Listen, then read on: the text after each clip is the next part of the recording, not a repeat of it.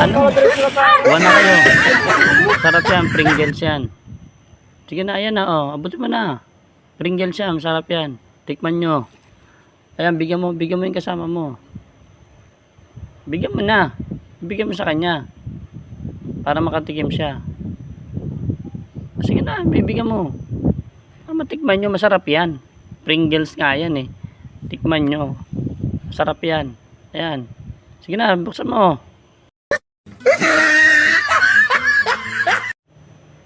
Ayan, bigyan mo sa kanya. Ayan, buksan mo. Ayan, bigyan mo. Bigyan mo siya para makatikim din siya. Masarap yan. Buksan mo na. Pabuksan mo. Masarap yan. Para lahat kayo mabigyan. Masarap kaya yan. Pringles yan. Pag natikman mo yan, masarap yan. Buksan mo na.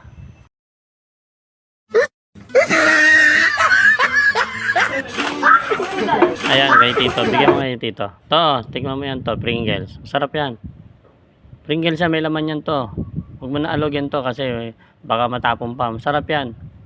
Bigyan mo si Tita para makakain din ng Pringles. Masarap yan. Bagong bili yan. Tikman nyo para masarap.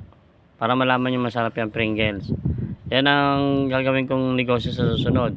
Kaya huwag ka na magpaulit. Tikman mo na. Dalhin mo kay Tita para makatikim si Tita. Ayan. Sige na. Huwag na kayo mahiya. Dalhin nyo na yan. Bitbitin nyo na yan. Samahan ko kayo. Para makatikim naman siya. Makakain naman ng Pringles. Sarap yan. Yan ang pinakamasarap na Pringles na nabili ko. Kaya gusto ko matikman yun. Matikman nyo rin yan.